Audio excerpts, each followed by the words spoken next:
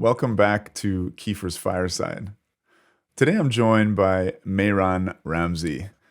Mehran is a very good friend of mine. He is the father of one of my colleagues in medical school, his wonderful son, Damon Ramsey. And Damon is a wonderful guy in and of his own right. But something that struck me in getting to know him was just how highly he thought of his father. And that's a fairly rare thing amongst my peer group, perhaps amongst my generation, that someone speaks so highly that someone maybe didn't have a rebellious teen phase and always maintained a very high level of respect for their father. As a new father myself, that's a pretty attractive vision to me. But this was based upon a pretty extraordinary life story. And it's been something that I've been sort of nibbling around the edges of as I get to know Damon and as I get to know Mehran himself. But in short, Mehran was a political activist in Iran and suffered some of the consequences of his actions in terms of political repression. And has been through some pretty extraordinary things. And I think in light of the more recent protest movement in Iran, it was about time to get to know Mehran a little bit better. And I think through his life to get a better understanding of Iran, what's happening now, of its history and of its aspirations for its future. So Mehran, your life provides a very interesting window. Why don't you start off just by telling us, how old you were, when you were born, and we'll start, I guess, off just with your childhood, getting to know a bit of the trajectory of your life. Well, hi, Chris. I am very grateful and actually lucky to be in Canada, to have friends like you, a family, and a partner, my wife Shore, for 43 years. Actually, excellent life goes with political events that gone up and down, huge. I start with the question that you asked. I was born in Tehran, Iran in 1950, 72 years old. Tehran at the time was like Bangladesh or Kathmandu in Nepal. It's large city, very poor, and not even drinking water. Regular, not that many cars. There were horses, animals here, there. And we were in southern Tehran, the poor part of Tehran. My father was a chemical engineer, humble, hardworking, and through all his life, he devoted his life to his family. My mother, she is a very smart lady, very hardworking. All her life she has worked, and she helped me a lot in two of my imprisonment and exile period. So I owe her a lot actually. And I have a brother that is well educated, humanist, and he had a tremendous amount of political activities. And he is right now in North America as a scientist. He is done great inventions actually. Well, one of the reasons that I'm, really excited to chat with you, and we were reflecting upon this on a recent visit, was just thinking about the enormous risks that political activists take around the world, but in particular in Iran right now. Again, as a father of a young child, it takes a lot of conviction to take the risks that you did, and particularly, I'm trying to imagine myself and put myself in the boots that you were wearing, where you would potentially take the risk of not being able to be there for your children. I know what a family man you are. I'm interested in getting into that psychology of how bad things must have been in your country, that you were thinking that perhaps it's worth sacrificing my life to make this country better, so my family, my children, my countrymen have a better world to grow up in. That's an extraordinary mindset to be in. And of course, that's maybe easier in your youth than it is as we grow older. But let's talk a little bit about, the political situation in Iran. We don't have time to go into the whole history of Iran, but what sort of conditions maybe triggered your political consciousness as a young man? It sounds like, your mother and father weren't particularly political. Not at all. Actually, my father and my mother both they were hardworking and didn't have any time, just working, working, working. We were 9 years old, me and my twin brother. We were in a cinema. This is my first experience confronting dictatorship. We decided not to stand up. It was a rule of law that in movie theaters everybody had to stand up for 5 minutes listening to Kingdom Anthem, and everybody did. So we decided not to do it. We sat, and all of a sudden, a big man behind us hit us in the head and swore at us and took us to the cinema office and started threatening us. No, we were 8, 9 years old, and just a young, child. And called my father. My father came to cinema and he said that we're going to do this and that, and all that, and then pep talk, and then they released us. That was our first experience confronting dictatorship.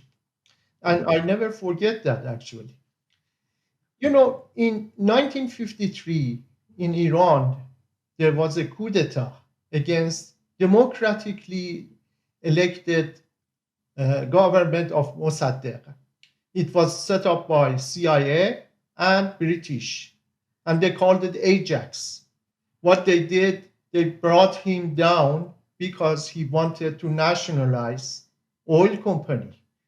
And unfortunately, the process went against him and they took him down. That was the big event that shaped today's history of Iranian Revolution, because then, once that happened, the Shah, the king, destroyed all political parties, and they just left, the religious organizations. Political parties didn't participate in political processes. So nobody was there, at the time the revolution happened. So just the religious people, they took over. Anyway, after that process, my childhood went in a normal manner, and I studied math, finished math, and then went to US. In US, it was 1968, very special time, Uh, Actually, 68 to 75, I was there. A special time. It was the war in Vietnam.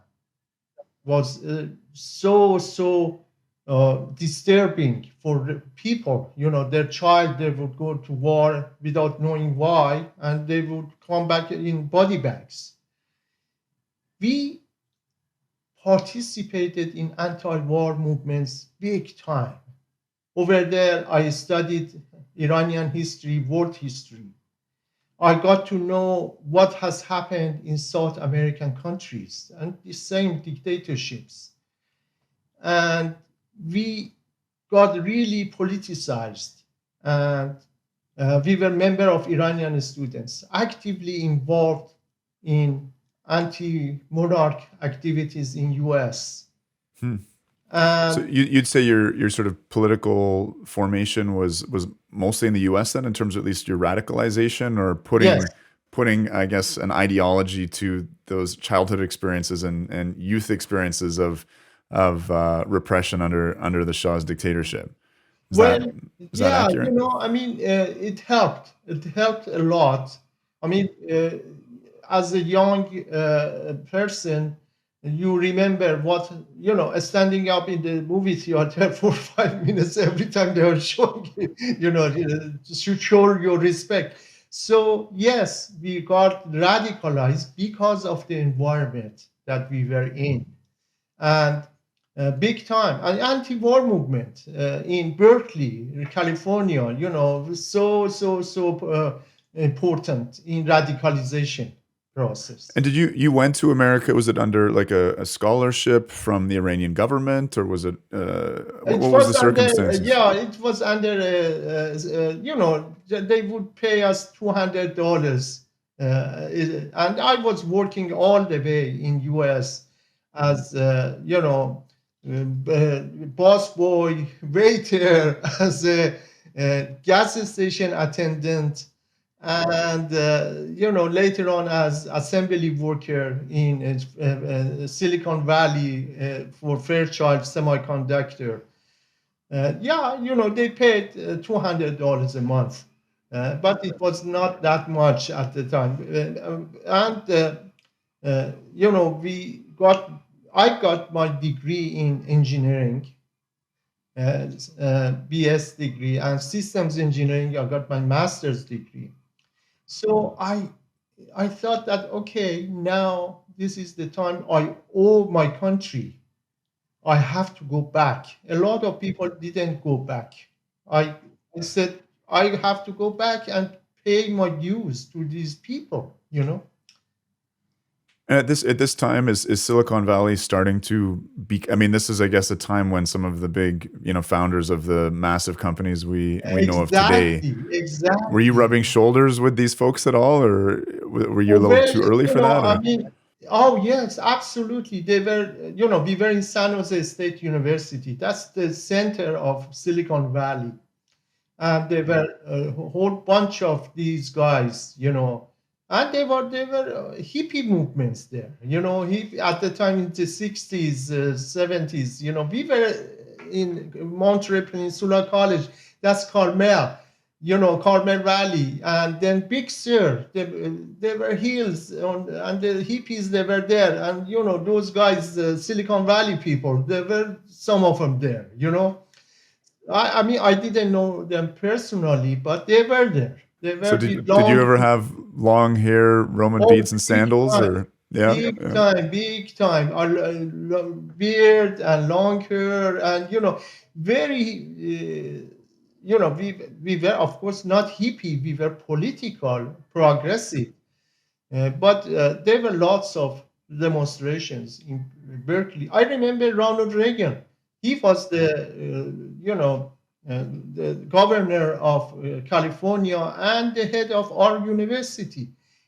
We sued him for increasing our tuition. We lost.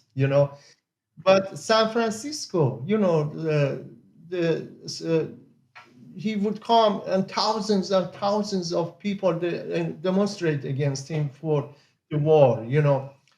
And quite experience, a lot of experience there. Were you a member of any like particular political party or faction? Like, how did you organize Well, at that it time? was at the time Confederation of Iranian Students. It was the biggest student organization in the world, and we were member of it, very active. Me and my brother, very active in it. I remember we were living with 24 others in the same apartment complex, and so many people, they could at dinner, lunch or dinner, they get around, and all political discussions, just like amazing environment at the time. And many of these people, not many, but some, they went to Iran and they got executed, actually. And we So, were I lucky. mean, it sounds like, the Iranian government sending its students abroad on scholarships, they're getting radicalized. Like, was the Iranian government keeping track? Was it noticing your political Oh activities? yes, big Like, time, so big. I imagine it was maybe a bit. I mean, it sounds like you had a real sense of duty to return to your country and try and improve it. Was there risk involved there? Were you worried that Big your political time, activities big were? time, big time, Chris.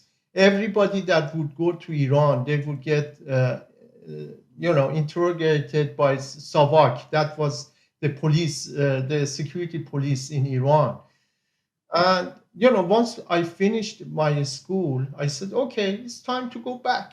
And we went back with the board with the car actually to Europe, and from Europe went to through Turkey. At the border, my heart was beating fast, Chris, because the guy had a list in front of him, and I would say, my God, I'm gonna get arrested here. To my surprise, I didn't get arrested. And I forgot to tell you that I got hired actually by biggest oil company in Iran at the time, one of the biggest in the world. And they paid my way back to Iran with whole bunch of benefits, a high salary. They didn't know about me. The oil company didn't know, but Savak, the secret police, knew about me. So I went back. I got hired right away by the oil company. Which oil company? And they call it NIOC, National Iranian Oil Company. It's one oil company in Iran. And at that point, it was like co-owned with the British, or Well, that's another thing. One thing that Mossadegh did, nationalized the oil company. But in the board, there were consortium of oil companies, six big oil companies that they were in the board of that national or Iranian oil company. So yes, they had some influence on that process. So I just got hired there, new department, computer department, and once you are a graduate of higher education, you, instead of going to army for 2 years, you go 6 months training, and then you go back to the oil company. So before that, one day I got contacted by security agency, and they said, come to this house, a private house. I went there. It was a special setting up. It was interrogator sitting there on the session number 1, told me, Mehran, you are well educated. We can promote you to highest degree in the government, provided you are loyal to the king and you give us names. I said, I am not political. I completely denied.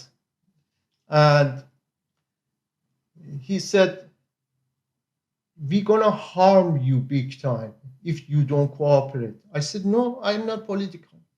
He said, go and think about it. So we went back. Now, NIOC, the oil company, didn't know that these guys, they are doing this to me. After 2 weeks, another session. This time it was harsher. It was a different interrogator. They have nice faces and bad faces. So the guy came with the bad face and said, give us names. If you don't give us names, we're gonna put you in prison. We're gonna, harm you. Your parents, they're gonna not be. They are not going to be safe, and all that. Again, I said, I'm not political. I denied everything. He said, okay, for the last time I sent you, go back, think about it. You can have a high position. So the third time, once I went there, I saw two armed police security agents on the door, and I knew that this time is serious. He again repeated the same kind of things. We're gonna do this, that. If you cooperate with us, you're gonna be prime minister. Your prime minister has been sitting before here, and now he's high ranking one. Actually, vice president, vice president. Sorry. Anyway, and I said, no, I am not political. Guess what? They put a cover on my head, throw me to the car, took me to prison. And that was Evin prison. That's a very, very notorious prison in Iran that all kinds of torture happens. And same thing is happening in this regime too, in the same prison, actually. Anyway, so I went there. They put me in a solitary cell, 1 meter to 1.5 meters, no light, and I could hear the crying of the other prisoners as a result of torture. I think they did it on purpose so I can hear and I get scared. So for 45 days I was there in solitary, and every 2-3 days the interrogator. Now this is a very, very bad guy. He comes, he takes his belt out, threatening me with the belt, that he wants to hit me and all this is. Anyway, after 2-3 sessions in the prison, he came to me and he said, your mother is raising hell. Your mother has gone in front of parliament and has said that she's going to burn herself if you don't free my son. Wow. So yeah, that was amazing. That And that's in I think I'm thinking of the Buddhist monk in Vietnam exactly. who self-immolated. Yeah. Okay. And she did that. She not that, but she went. But she went there. She was a very nice-looking woman, very outgoing and all that. And the interrogator was really, really disturbed by that movement. Anyway, after 45 days, since they didn't have any evidence against me, and at the time I was so lucky that the UN was monitoring these prisons, they freed me back to work. So Mehran, what were there, like you mentioned being politically active in the States, and I'm guessing they'd been monitoring, Iranian students abroad. I mean, had you written something? Had you organized a demonstration? What were their suspicions? I mean, it sounds like a very paranoid security state, but what had you done? Well, many things, anti-Shah, demonstrations. We were member of the Confederation of Iranian Students. That by itself was, a cause of, them getting scared. I was not a member of political party, but very active as far as movement goes outside Iran. And we were supporting guerrilla warfare in Iran at the time. From abroad. From abroad, but not a member of anything, Right. Okay. So they knew all that, but I denied. Unfortunately, I denied that was good, and they didn't have any evidence against me. So, when you hear about people surviving solitary confinement, surviving torture, I mean, clearly there's a number of factors that makes people resilient.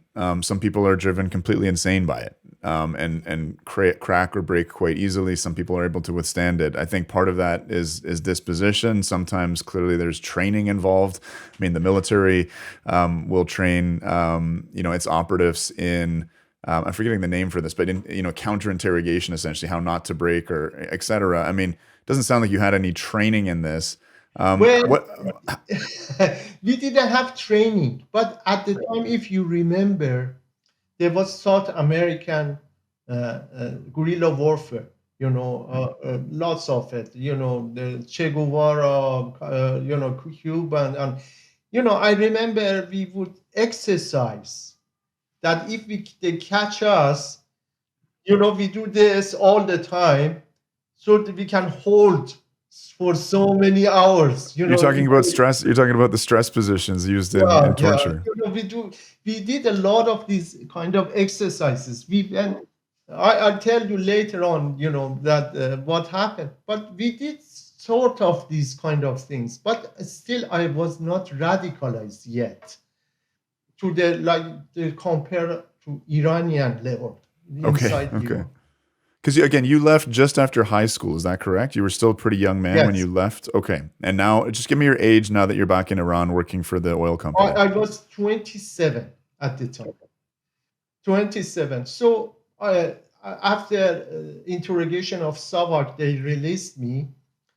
We were supposed to go to army, for 2 years in six weeks period training and go back. But once we were in the army training center, one day I saw that a truck came, and from each division they took about 3 4 people like me.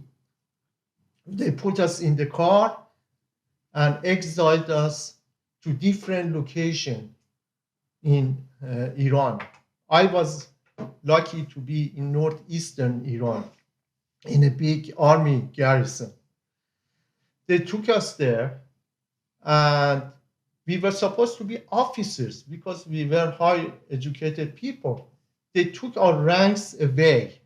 They stripped us the ranks. They made us simple soldiers, and we were under a special condition in the army. So, now this is the story begins, because once I was in the garrison in the army, then there were different, forces, parties, Iranian party activists, from guerrilla warfare people to nationalists to religious to ultra religious. All of them, they were on that, their ranks, they were stripped, and we were all there now. And since we were, every one of us, we would be revolting. They saw that if they put us in regular divisions, we influence the soldiers. So at last, they put all of us in one place. Now, that was amazing because I started, and these guys, they would wake up at 4 a.m. and running. And I started running with them. Running became a big, big event for me throughout my life in the last 50 years. I almost run, in the last few years, 8,000 kilometers. It contributed to my lifestyle big time. We would go with these guys under the barbed wire, go to the mountains, connect to the villages. And mountaineering became a big passion of my life, contributed so much to my life. And yes, go ahead. What's daily life in this garrison? It sounds like it's all these political, I mean, not quite exiles. You've been sort of internally exiled within the country. Are they just kind of holding you in a base and trying to keep you from getting into trouble? Is it, when I think about running, my father was, went through officer training in the Royal Military College, and running was sort of a punishment drill that they would do for them if they, had their bed wasn't made up properly, run 5-10K every morning to sort of do your punishment drill. So what was daily life like? What was the regimentation of a day like for you in that military Well, base? we were under severe monitoring of army. Army division especially was looking at us because they were scared of us actually. And Were you getting training? Like, were you learning how no, to? they wouldn't train us. Okay. They wouldn't give us rifle. Okay. Yeah. And we were famous in the garrison with soldiers. Everybody, they would say, these are, educated soldiers. Right. Right. Everybody respected. Even certain officers in the army, they would respect us a lot. We would wake up 4 a.m., run, and then get together, discuss politics, and right there, I really got radicalized, big time. And there were so many of these guys that they were executed again in Islamic Republic, and even as Shah's time. And I got really good friends there,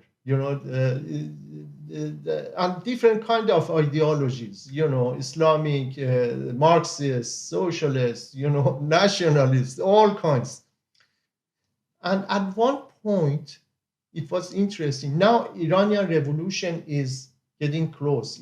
I was almost a year in the army, and there were uprising in cities of Iran. So one day, one guy called me and he said, "Come, I am coming from America. I am one of your friends. Come and see me." I said, "I don't know any guy." Anyway, I went there. He was a SOVAC agent, a security agent that wanted to recruit me to find out about officers in the army without army knowing.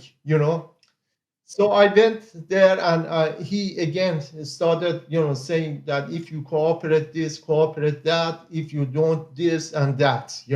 And I told him, you brought me from America to Iran. You are paying me like 2 cents per month as a salary. Now you are expecting me to cooperate with you?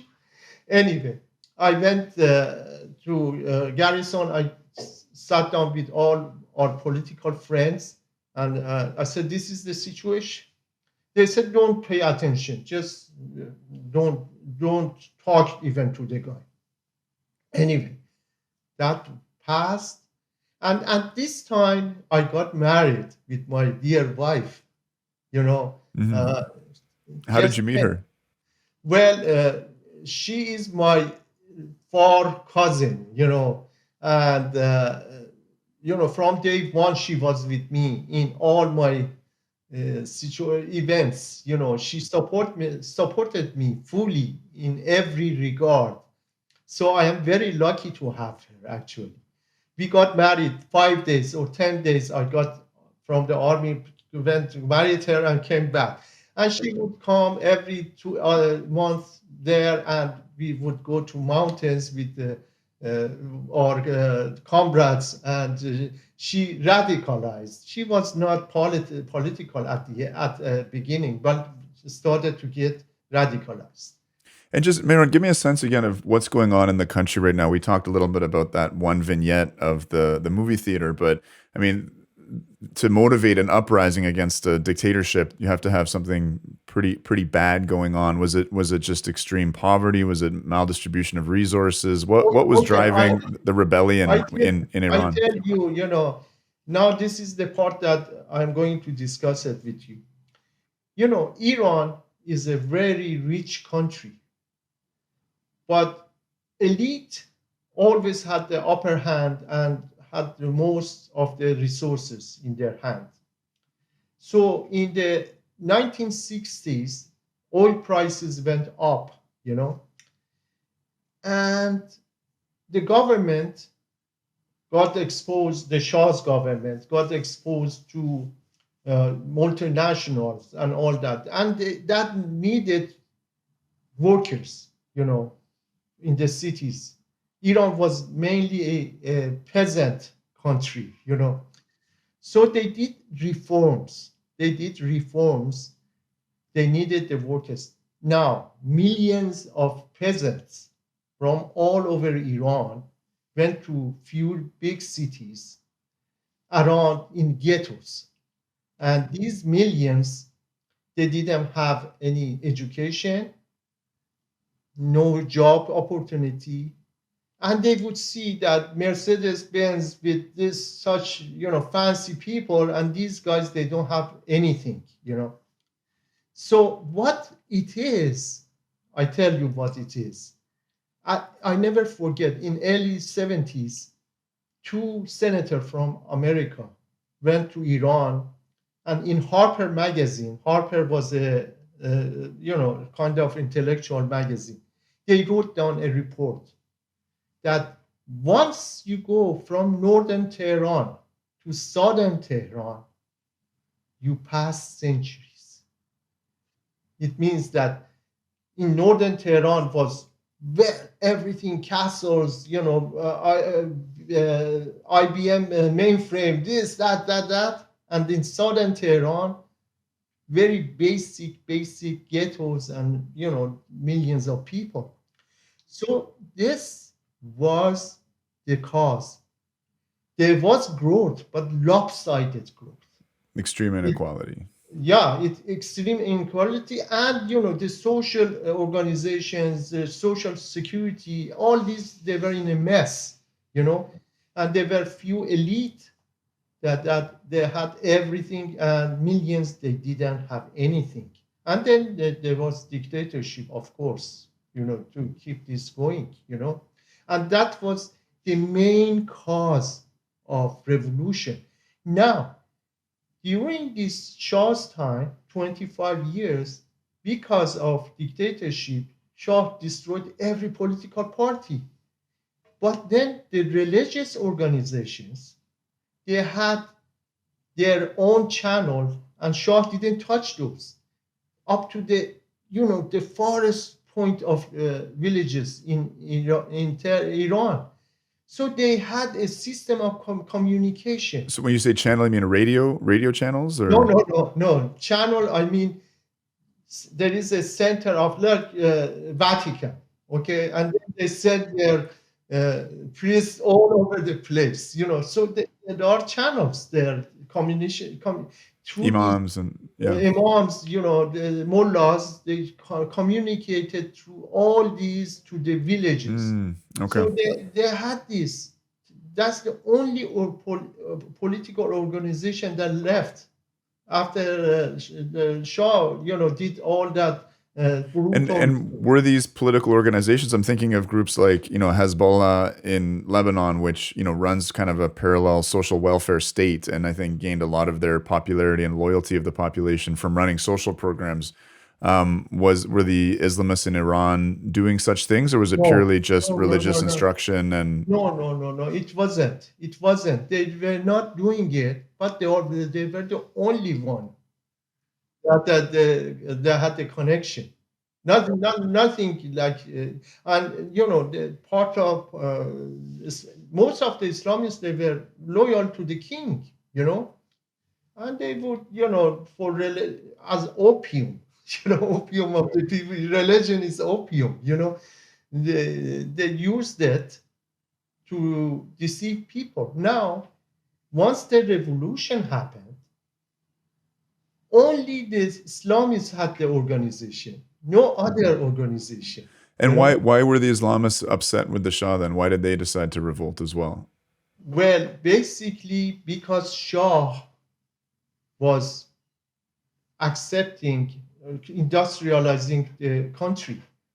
So these guys, they believed in old days, So they would see that the more industrialization, the more urban life means less religion. So they wanted just to keep their position, and they were against, growth. They were against, urbanization of the people, education, because once you are educated, you don't believe in nonsense, So yeah, So what was your political formation? What politics did you gravitate towards, and why? Well, basically, once we were at US, we thought that, as a young student, that okay, we believe in utopian society. People should be equal. People, they deserve to be equal, and that was the base of our politics. We believed that socialism is the solution for Iran or any other country.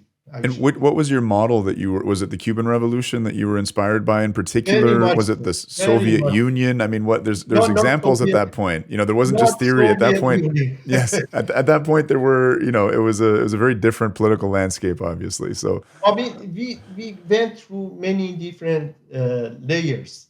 First, it was Maoism, Maoist ideology. And then we went to Marxist, uh, and then gradually to socialist kind of thing. We were influenced a lot by South American movements, a lot actually. I don't know if you remember the movie Burn, Marlon Brando, or those State of Siege. These are the movies that really made us work hard. And at the time, it was popular. These kind of movements in around the world. Anyway, uh, the, the revolution now is happening. We are close to 1979. and are you still in the military base, or have you No, no, been no. discharged? I got off, but I got fired. Now, I am one thing I am very proud of is that I got fired during Shah's regime from NIOC, the oil company, giving me the verdict that I am against the security of the government. And during the Islamic, the same thing, but I am against God. So I got two verdicts and two eyes fired, and I am very proud of it actually. Anyway, now the Revolution Day. This is, we were very active. My wife and I, we were very active everywhere. So what does Tehran that was. mean? I want to dig into the specifics of that. You know, partially because I have a thirst for stories, but I think details are important here in terms of Yeah, being active. What we did that were, look we like? were they call them چریکای فدایی خلق. Cherika means guerrilla warfare, like South Americans. We were not member of those guys, but we were, we had a great sympathy towards them. And we had many friends actually, that they were there. And we were very close to them. And during the army time, I got really good friends that they were involved. And the running and mountaineering and everything else came from there. And Shora and I, we would go to demonstrations, many, many, many demonstrations. Now the revolution is coming close. So the day before the revolution, just imagine Paris 1789, we were in the main street with thousands of young students chanting slogans against the king, marching. We went close to an army base and dug in. If army attacks, we can, do something. Actually, Shohre was with me. My wife was with me. And now we are in this big square, and waiting to see what's happening. Armies with tanks are coming, all this stuff. But all of a sudden, we saw motorcycles with people that within the army, the revolts within the army, they came out and everybody hoorah, hoorah, hoorah, that they came. And this is the day before uh, revolution. Now, things were happening.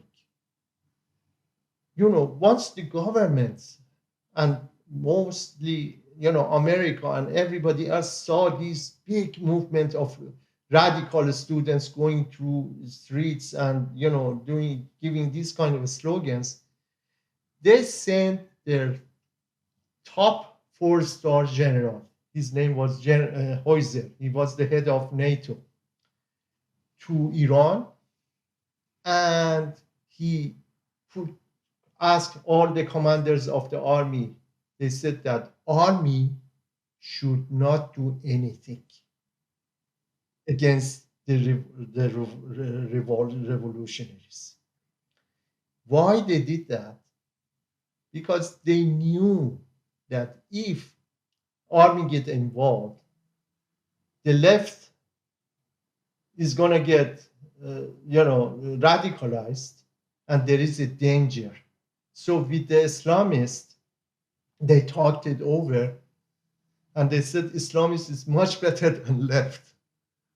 So they gave way to Islamists, and the day after, my wife and I and few other people, we were in front line of revolutionaries going to take over army garrisons. At one example of it was that we couldn't open the gate. So about 50 of us, we got a big truck and pushed it to the, to the gate, and gate opened, and everybody got into the main headquarters of the army. And same kind of thing for Savak security buildings and different places. That was an amazing day. As I told you, like 1789 Paris. The revolution was in full speed. Mm. And how violent were these moments? Was there like gunfire Really bad, happening? really, really bad. There were certain times that a lot of people, I mean, army at the few days before, they shoot at a lot of people, and people, they would go to our people's house to hide, and all that. In Once we went to take over the Savak Center, all the mines that were around the building, then people, they would go over the mines, and they would it would explode. A lot of dead people. So it was amazing that day that me and one of actually my brother-in-law, we got into the Savak headquarters, and we went and we found tapes, torture tapes. We took them out, and we couldn't go out because they surrounded us. The Islamists surrounded us. So we said, how do we go out? There was an ambulance coming to get an injured person. We jumped into ambulance and just went out, and we took all the documentation and everything. And then the next day we gave it to,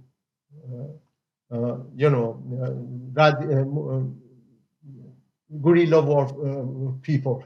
and, and then there it was. Army got, revolution was victorious. Khomeini was the head. And just before we get there, like you mentioned, you were surrounded again by the Islamists. So what was the alliance like between the socialists and communists and the Islamists at that time? What did that look like? How testy was it? No alliance, actually. The Islamists, they were different kind of Islamists. They were radical Islamists, and they were Khomeini fundamentalists. The fundamentalists, there were no way that they have any kind of coalition with the radicals or revolutionaries.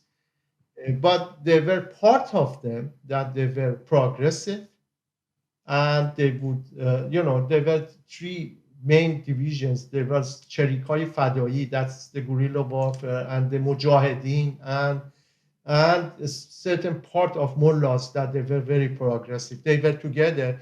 And then on the right, there were Khomeini, nationalists, and a whole bunch of other people, But there was no coalition there. Can you explain who Khomeini was? Like, what did you know about him at the time, and what is just a little bit? I've heard the Yeah, name for sure. I've seen pictures, but who was Khomeini he as a was a figure? charismatic guy, a leader. He has the opposition to the Shah when Shah wanted to change feudalism in Iran, to convert the farms and all that to new form. Khomeini and a lot of other mullahs, they had links with these feudal lords, that the big owners of the lands. And once Shah did that, he got really against it, and he there was a uprising actually in 20 years before the revolution, and he was very active and aggressive, not progressive, aggressive. They exiled him to Iraq.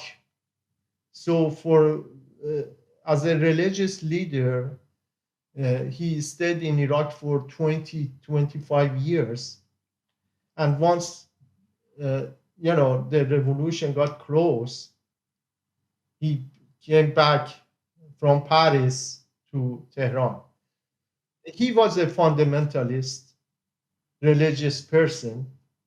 The, and at the time, people thought that he was for uh, democracy, because he was talking about democracy. But certainly he was not. He was pro religious government, in the form of government of feudal lords, So he by no means he was a progressive leader, But people thought that he is progressive. Actually, people thought that he would come and resign as a political leader, go back to religious, and then political people, they're going to take over. But he did not, you know. So here we go with revolution happening. We are very active, and two and few first days of the revolution, there was complete freedom in Iran. In front of universities, you would see students talking to each other, left, right, all kinds of things happening. And we were there too, and we were so happy that it was succeeded. But two main events happened that derailed the revolution. One was that the ultra left, they put bombs in parliament and killed half of the parliament, representative in the parliament. Imagine if that happens in Canada, what's going to happen, And the second one was Iraq war. So once these events happened, the guards, revolutionary guards, they got so strong, they took over everything. And that was the far right taking, complete control of the government with the leadership of Khomeini. And that's the time that they started attacking political people. They one by one they destroyed parties to the point that there was no party anymore. Back to the dictatorship. And since we were very active, we were hiding. After they fired me from National Oil Company for the second time. Oh, I forgot to tell you. Before they fire me, the head of the oil company, the chairman of the board, called me because I was working so hard.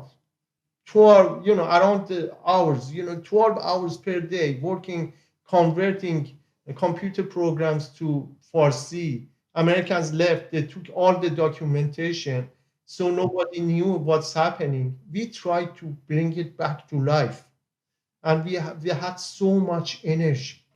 This is after the revolution? After revolution, yes. I got rehired, and everything. And the chairman called me and said, okay, this is the guy. He's the selective guy he's working so hard and everything.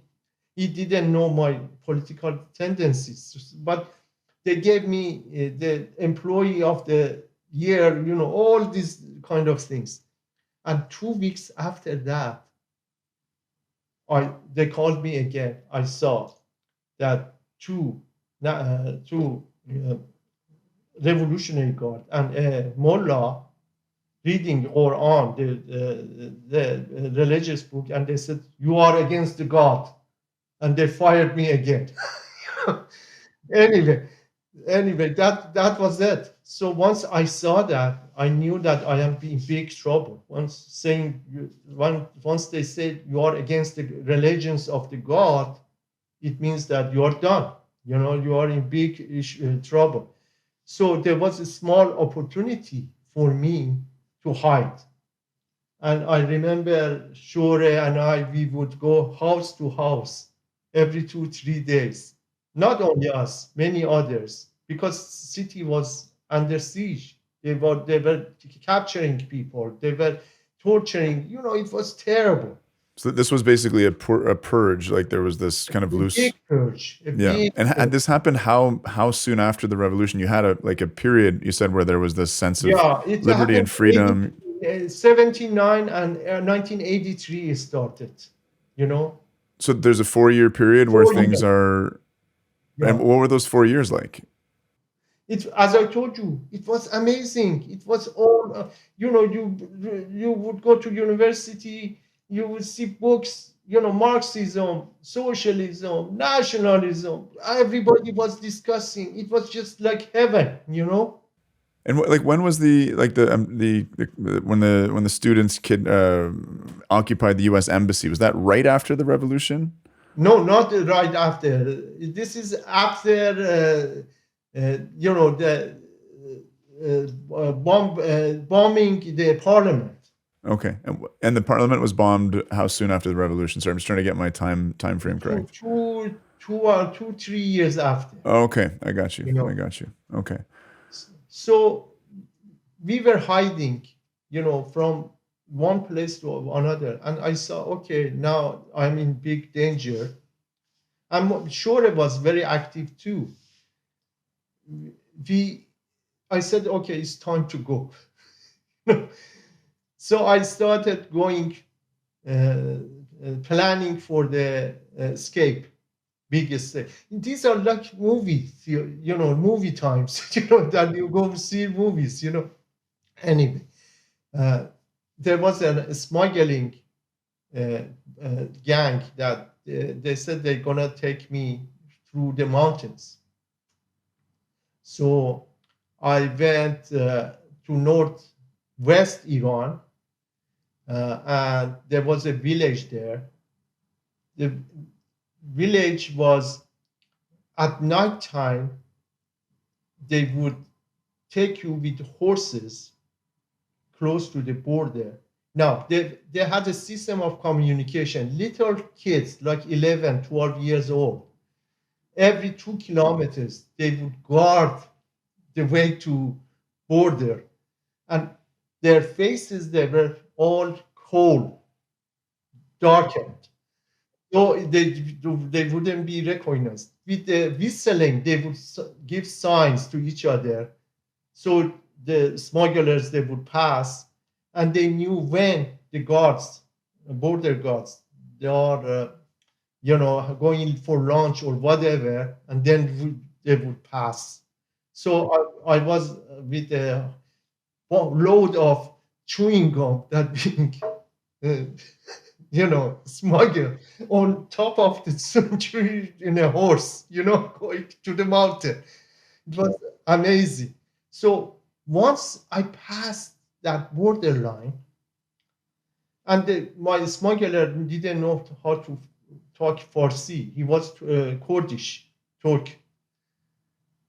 I breathed so good. I said, "Oh, I am alive." Alive. I am passing this. Anyway, at the went to the border village on the other side, and it was nighttime. So they took me to a small room that there were wife, husband, kids in one room, And they said, you will stay here.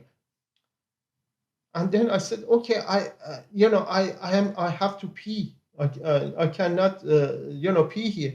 The guy said, pee here. I said, in front of these guys. I said, yeah, you cannot go out, because they were scared if I go out, the guards of Turkey, they would see me and then they get in trouble. Anyway, for 5-10 days, we would go from this place to another place to another place, hiding me until the situation calms down. At one point, he took me to the road, and all of a sudden he saw the guards. He went to the desert, went 2-3 kilometers, and put me, said, out, go out. And in Turkish, I didn't know. I went out, I left. Here I am in the desert. Nobody knows, nothing around, and I didn't know what was happening. So for 5 hours, I was sitting there, and then they came back after me and picked me up. Anyway, there is long stories of this kind. I don't know if we have time for this situation, but in any case, I passed 2,000 kilometers without having proper documentation. There were times that it was amazing that I would go to restaurant, and he bought me a ticket, a bus ticket. And now I don't know the language. And then there are two offices there, and I'm supposed to pay my food without them, because the moment they would see that I am talking non-Turkish, they would come and they would ask for documentation. And my heart was just beating fast, fast. So these two offices, they don't come to me. So anyway, it was an amazing situation. I passed and I got to the bus and went to Istanbul, 2,000 kilometers, with the same kind of situation. And then I was supposed to come to Canada. So went to the border, to the airport. They saw my passport. My passport didn't have proper stamp. Right away, they took me to prison. Now, the prison situation was amazing, bad. There were 300 people in a small salon that constantly they were walking back and forth. And there was 2-3 beds on the corner, and it was packed with people. So I was amazed, why these guys are walking for hours and hours. And then one Iranian was on the bed. He took me, and I went by his side. And I asked, why these guys are walking all the time? He said, the moment they sit down, because there are insects in the floor, their body became full of blood, So that's why they are walking for 24 hours, back and forth, back and forth. Anyway, long story. But then they took me to Byron Pasha. That's a prison, a very famous prison. Midnight Express. I don't know if you have seen the movie. Anyway, they took me there, and for a month and a half I was there. My mother came to Turkey. I make it short. But why? I'm curious. Why the Turkish government or the border officials were so intense about this. I mean, I know maybe it's just a kind of culture of being very particular, but you need your entry and your exit stamp. Or was there more at play? Was much Turkey? more. What was it? What was at play in The Turkey at the reason time? is that once you don't have the documentation, or proper documentation, you could be anything. You could be a Palestinian designing for bomb. You could be a kind of thief, or you can be all kinds of things. And at the time, the Turkish government, didn't want, the Iranian refugees to be easy, because millions of them they would come, So they were very restrict, especially on the political ones, you know. So they saw my passport, it was fake. They thought everything about me is fake. I had my degree in English, and Ronald Reagan signed it, and he he showed it. I said, "This is my me. This is." He was saying, "No, no, no, it's fake. It's fake. It's fake. Everything they think is fake." In the prison, they were amazing. Again, the Shah's people in they were there too. For heroin smuggling. The people from his organization.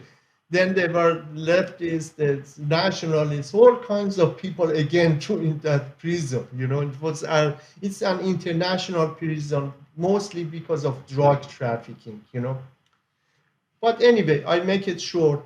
My mother went to a Canadian consulate, and Canadian consul came to my court. He saw me, my hands, my everything with chain. He said, "What's happened to you? It's like second century. You are in chain. But anyway, by the help of they gave him 1 year prison. But the consul went there and they But were let you me a go. Canadian citizen at the time, or what? No, no, I That's pretty wasn't. I extraordinary. wasn't. I was lucky. My parents were Canadian citizens, and yeah, and they make me immigrant. So the consulate came, and it was an amazing situation. Your mother must be very In any case, persuasive. oh, very much so, Tell me a very little bit much about so. her. Yes. Well, she is quite a energetic, smart woman, and she helped me all the way through these prisons and exile periods and all that. She worked hard during her stay in Iran, and then she's very smart as far as her age. She's active too, smart, everything. And was she telling you at some point to stop your political activities, or did she put pressure on you in that regard? All Okay, the okay. time, all the time, all the time. That was it, because she went through all these bad Right. situations, but she supported me. I had two women that supported me fully. One was my mother, and second one was my wife, that came all the way, with all these situations. Especially my wife, that she got involved in every bit of these And I think things, you left out and something in the timeline of the story, which is showed it. I think while you were in Turkey, was pregnant with Damon. Is that correct? exactly. I was in not while in Turkey. I was in prison. That Damon got birth. And I got the news somehow. I don't remember that. Okay, yeah, Damon has come to life. And that was a very, very lucky day. So that was the chapter in Turkey, Before and then before we came to get there, I Canada. just because again, you spent a lot of time in prison, and I know you're sort of speeding things up here as we talk about your experience in Turkey. I'm getting a sense that it was rough. I mean, you spent 45 days in solitary confinement in Iran. I've always known you in the times we've spent together to always be in good spirits, to always be incredibly grateful in a position of gratitude, whether it's on the side of a mountain at the beauty that's around us or the people that you're with. And I think that's part of your character and disposition. But I'm just curious about your mental frame while you were in prison. I think were you facing the death penalty in Turkey? I can't remember if I heard that. Like what? No, no, no. They gave me sentence 1 year prison for illegally entering Turkey. You know, and that was it. I went through a lot of their security system. And at last they found out that, okay, I am well educated, I am from America, and I don't have any intention to do anything in Turkey. Just I want to get out. just want Yeah, to yeah. go. Yeah, you know, Turkey is in a very special position. It's from Iraq, from Iran, from all of Middle Eastern countries. They go there. And at the time it was dictatorship. The prison was in really bad. As this is one experience that I tell you. Once I was released, I was put in a taxi with three other released prisoners. One of them was blind, and he touched my hand and said, "You are going to outside world. Tell everyone what they have done to me." They made him blind. He was a university student. They tortured him. And I never forget that, that how bad the situation was for him and probably for a lot of other people. They closed down that uh, prison. It doesn't exist anymore. It was a notorious prison for political prisoners, like Evin, like Shah's time, or this time actually. you know.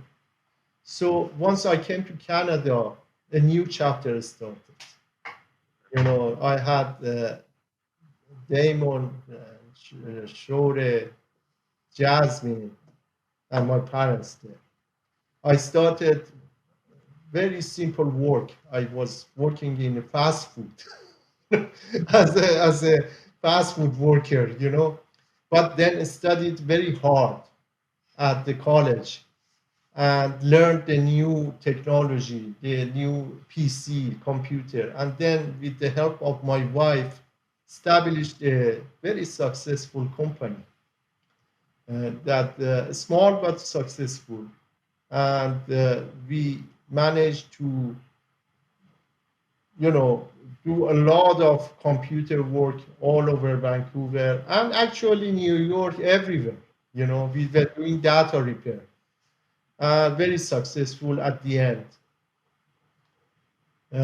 Then, at one point, we got involved in politics in Canada. We were involved with unions. We were involved with anti-war movement for Iraq. There were November 11th, memories, war memories, and all that. We made an organization, Canadians Against War, and Damon took that banner to top of the Kilimanjaro, actually, and Damon, and that it was amazing that how influenced my kids, our lifestyle, because we were all believed in progressive society politics, and we were humanists. So Damon got very much involved. Jasmine got very much involved. Jasmine is a journalist and human rights activist, and Damon too. But then again, what went through that exile period, I got running, mountaineering as a passion, and that contributed huge to my life and my kids and my family. We started climbing all over the world, big mountains, from Everest, K2, this, that, everywhere, participating in marathons, running, and participating in cycling events. Actually, the biggest cycling event in Canada, 12 of them, we participated. And altogether, I am very grateful, what has happened in my life. I think I am very, very lucky to be alive, and at the same time have such a fantastic friends like you, and family.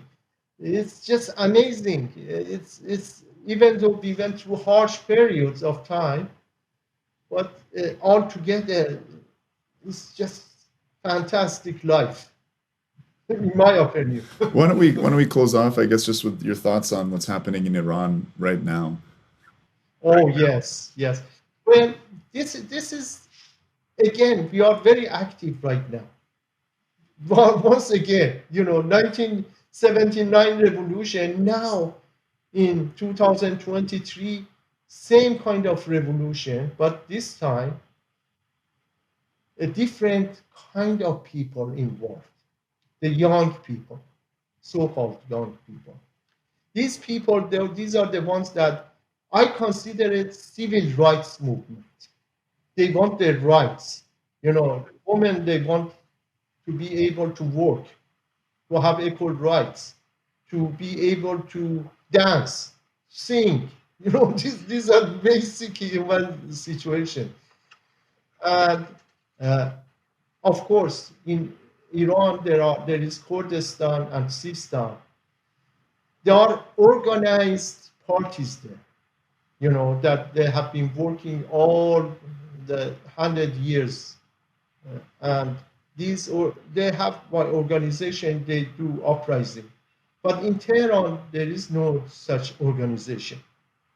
A lot of movement outside is influenced by uh, big money that is being financed for Reza Pahlavi, the king's son.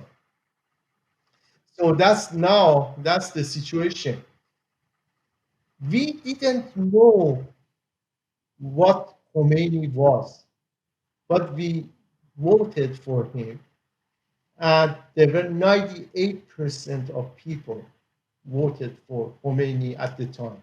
90 or 90, but the majority of people.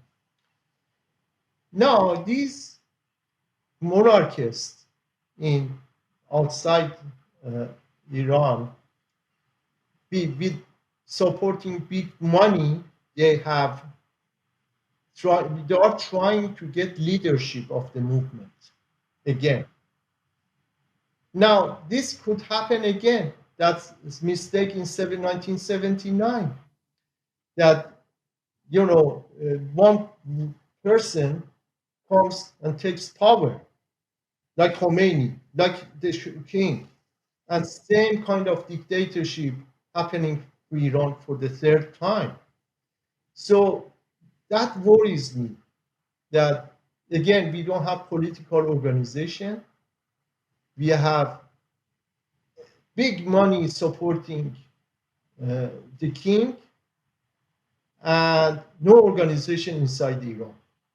So the danger again is that if these guys, the king people, they succeed, it's tragic for democracy in Iran. Once again, the experiment is happening. Even though people are truly revolting, arising, they are giving their lives for the movement. And this is amazing, that how brave these people, young people are. But history is not only that. History needs proper organization, proper leadership. And of course, foreign countries, they are trying to influence the movement. So far, uh, I think there is a chance for the uprising to succeed, because people of Iran, they are fed up with this regime. It's a fascist, no fascist Islamic regime, no fascist. They don't give any rights to anybody, you know.